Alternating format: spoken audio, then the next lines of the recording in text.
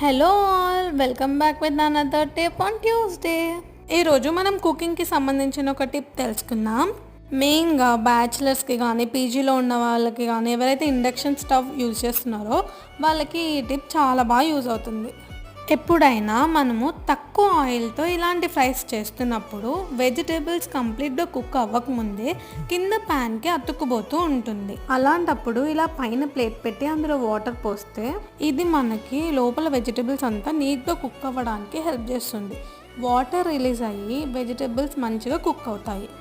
ఈ టిప్ మనము rice cook చేస్తున్నప్పుడు ఇంకా ఏ ఫ్రై చేస్తున్నప్పుడు అయినా ట్రై చేయొచ్చు.